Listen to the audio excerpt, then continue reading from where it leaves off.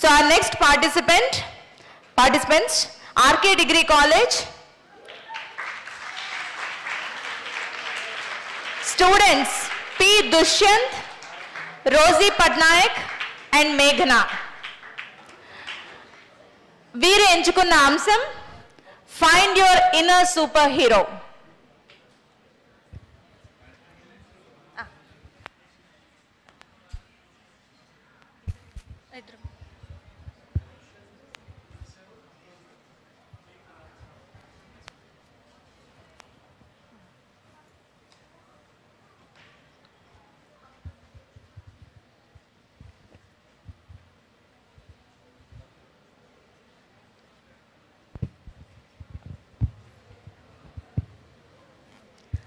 జై శ్రీరామ్ అండి, నేను రోజీ పట్నాయక్. జై శ్రీరామ్. ఓం శ్రీ గురుభ్యో నమః. నా పేరు దుష్యంత్. మేమిద్దరం ఆర్కే డిగ్రీ కళాశాల నుంచి వస్తున్నాం. శ్రీరామ రామ రామేతి రమే రామే మనోరమే సహస్రనామ తత్తుల్యం రామనామ వరాననే. నవరసభరణ రామాయణం అని అంటాం కదండి. రామాయణంలో సంతోషం, బాధ, వీరత్వం ఇలా ఎన్నో రసాలు ఉంటాయి. అలా మనందరిలో కూడా కొన్ని కామన్ ఎమోషన్స్ ఉంటాయి కదా. సో దుష్యంత్, మనందరిలో ఉన్న కామన్ ఎమోషన్స్ చెప్పగలవా? సరే, మనందరిలో కామన్ ఎమోషన్స్ గురించి మాట్లాడుకునే ముందు నువ్వు అన్నట్టు నవరసభరణ రామాయణం అన్నాం కదా. రామాయణంలో అనేక రసాలు ఉన్నాయి. అయితే వీరత్వం, భయానకం వీటన్నింటి గురించి మనం మాట్లాడుకుంటాం. కానీ ఆగి ఆలోచించేవి కొన్ని ఉంటాయండి. అవి ఏంటో తెలుసా? బాధ, కష్టం. వీటి దగ్గర ఆగినప్పుడు మనందరం ఒక్క క్షణం నిలిచిపోతామట. అయితే సరే, వీటిలో ఏదైనా ఒక అంశం గురించి మాట్లాడుకుందాం. ఇప్పుడు నేను బాధ గురించి మాట్లాడతా. ఇక్కడ ఉన్న వాళ్ళందరిలో మీరు ఇక్కడ ఉన్న వాళ్ళందరిలో ఎవరైనా నేను జీవితంలో ఈ రోజు దాకా ఏ రోజు కష్టాన్ని, బాధని చూడలేదు అన్న వాళ్ళు ఎవరైనా ఉన్నారా? ఖచ్చితంగా ఉండరు.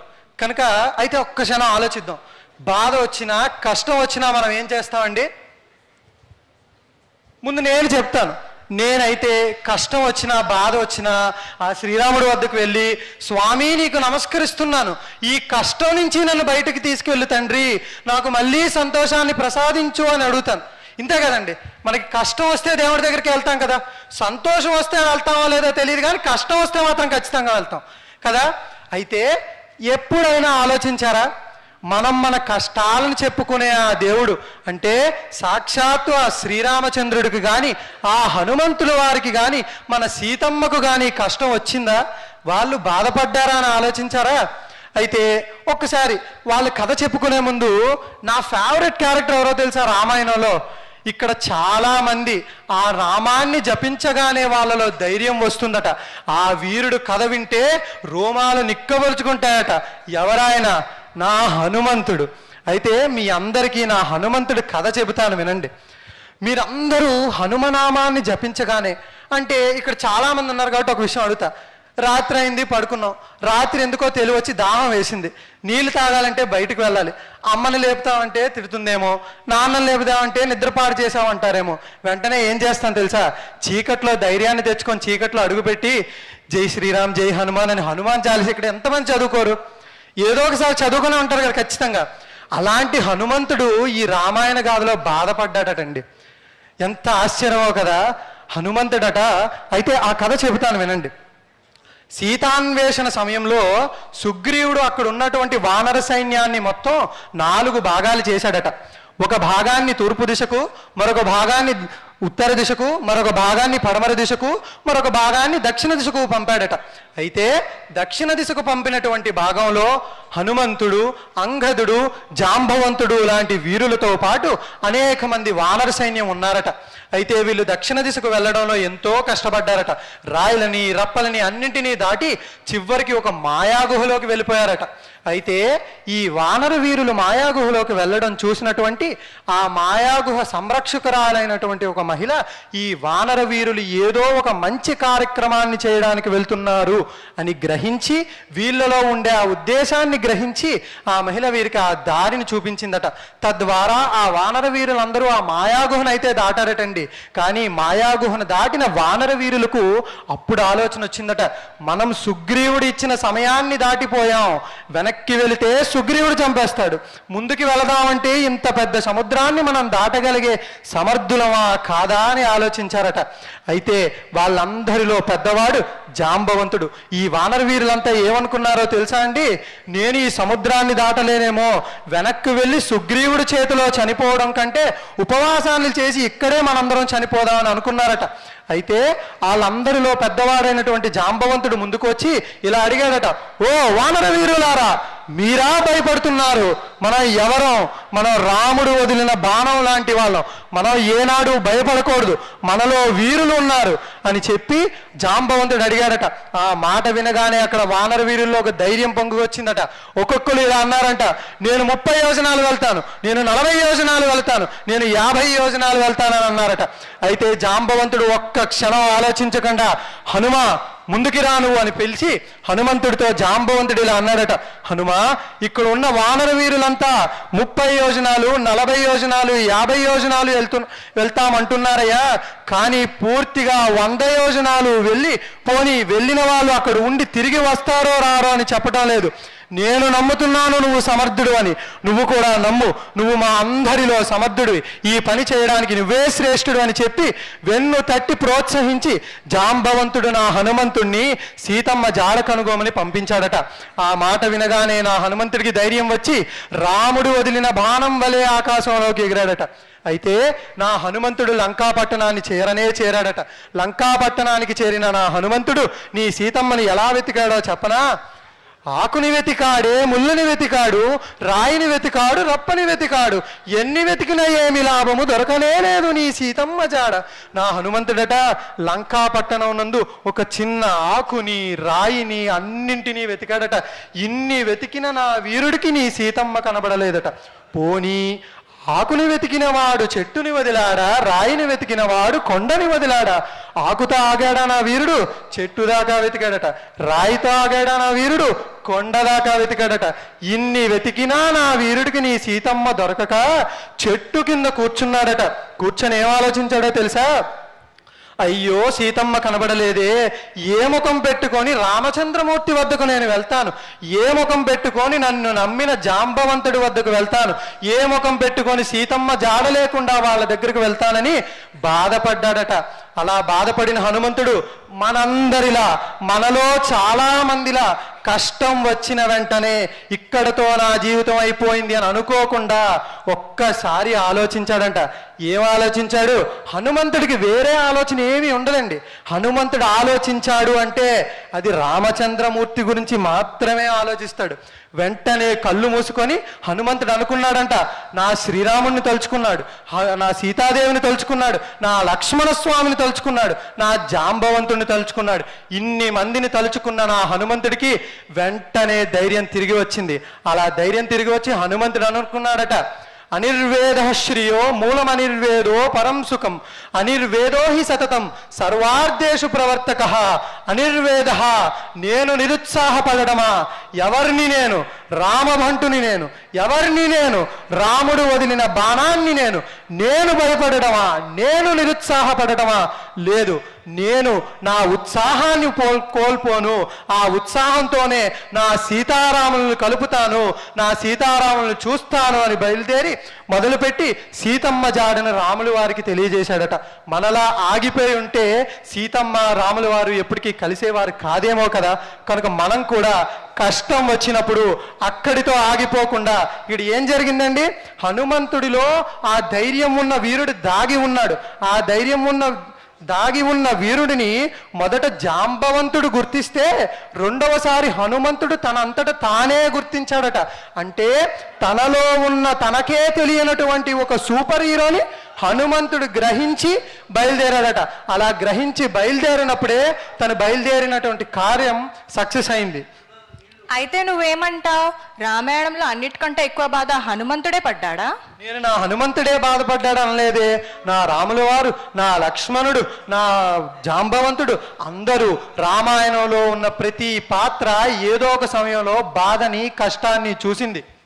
నీ రాములు వారు, నీ హనుమంతులు, నీ లక్ష్మణులు, నీ సుగ్రీవులే బాధపడ్డారా? మా సీతమ్మది బాధ కాదా? చెప్పాలంటే అందరికంటే ఎక్కువ బాధ మా సీతమ్మదే.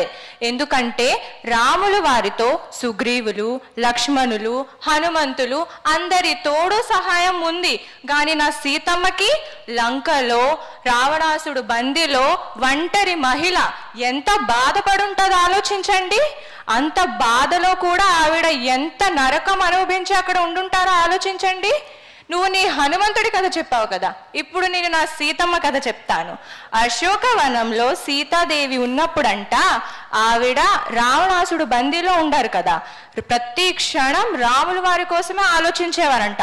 ఈ రోజు నా రాముల వారు వస్తారు, నన్ను తీసుకువెళ్తారు అని ఆవిడ ఆయన కోసం వెయిట్ చేసేవారంట.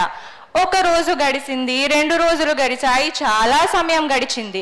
ఆవిడ నిరాశకు గురే అనుకున్నారంట, నా రాములు వారు మరి రారేమో, నా రాముడు లేని జీవితం నాకు మరి వద్దు అని అనుకొని ఆవిడ జడని అక్కడ చెట్టు పైన కొమ్మకి వేసుకొని ఆత్మహత్య చేసుకుందామని అనుకున్నారంట.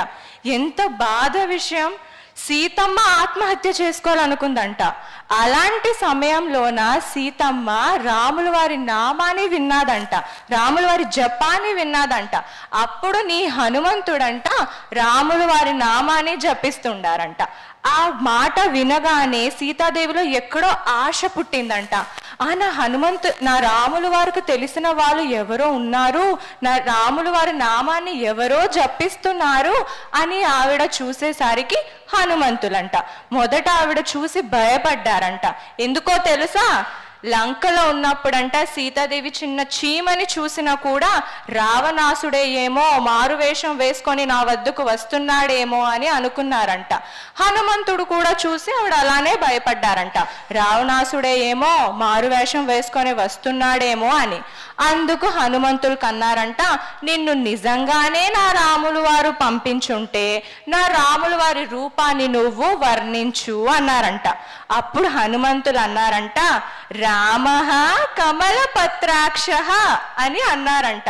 అంటే రాములు వారి కళ్ళు కమలపత్ర అంటే కమల పువ్వులా ఉంటాయి, అంత అందంగా ఉంటాయని వర్ణించారంట. అయితే దుష్యంత్, నీ హనుమంతుడు నా సీతమ్మకి రాముల వారి కళ్ళ కోసమే ఎందుకు చెప్పారు? ఏమనుకుంటున్నాను నా హనుమంతుడి గురించి? వానరుడు, ఆయనకి ఏం తెలియదు అనుకుంటున్నావా? సరే, మనమే ఆలోచిద్దాం. ఏదైనా మనం ఎదుట వ్యక్తి మీద ప్రేమ చూపించినా, గౌరవం చూపించినా, ఎవరి కోసమైనా వేచి చూస్తున్నా మన శరీరం అంతటిలో మొట్టమొదటిగా అవి దేని చెప్తాయో తెలుసా? మన కళ్ళు చెప్పేస్తాయండి. అందుకే సీతమ్మ అడగగానే నా హనుమంతుడు క్షణం కూడా ఆలోచించకుండా శ్రీరామచంద్రుడు కళ్ళు వర్ణించాడట. భలే చమత్కారుడని హనుమంతుడు.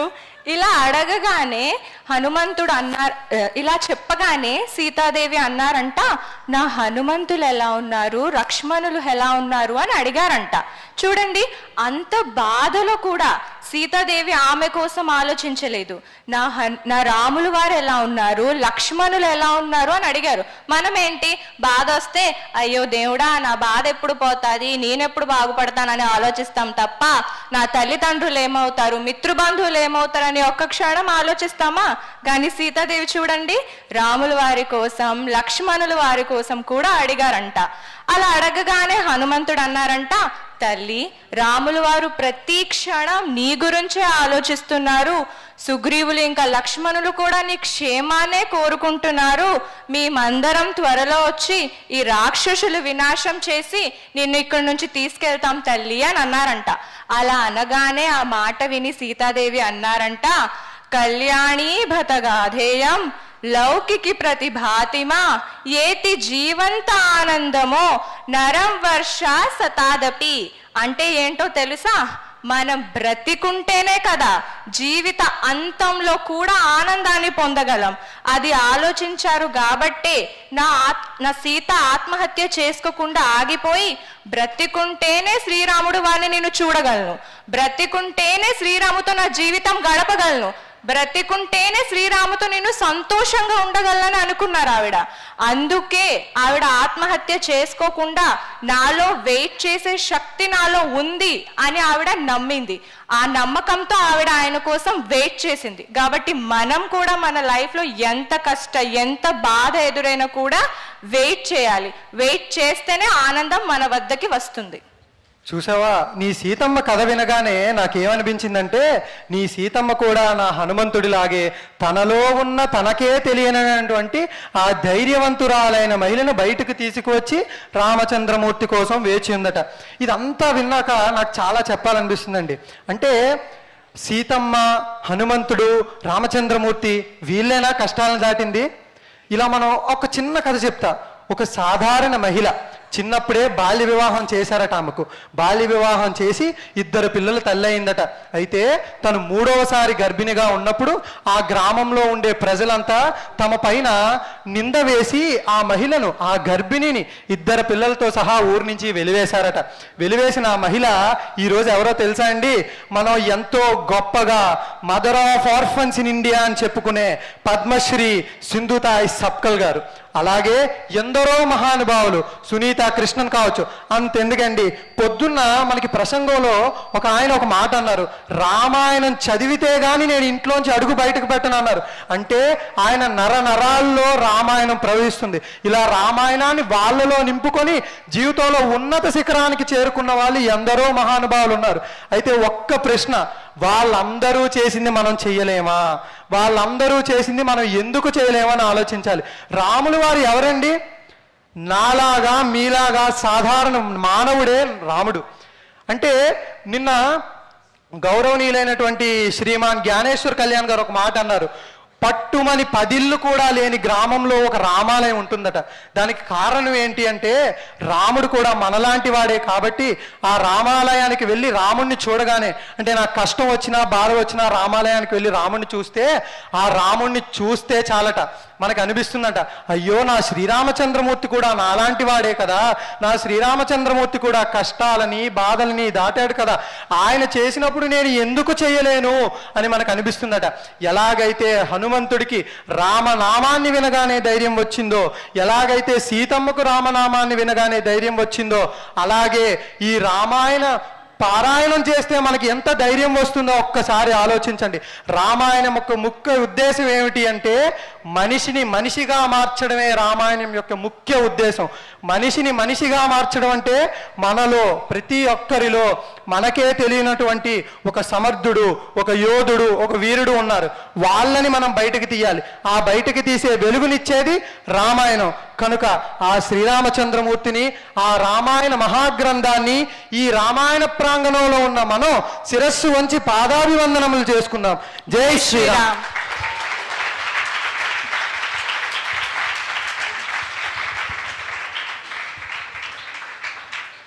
నా సీతమ్మ, నా హనుమంతుడు, నా లక్ష్మణ స్వామి అంటుంటే చాలా ముచ్చటేసింది.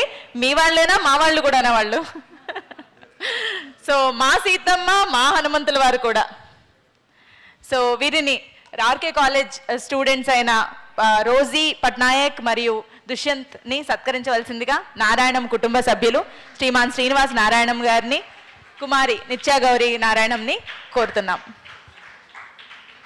జై శ్రీరామ్, జై శ్రీరామ్, జై శ్రీరామ్.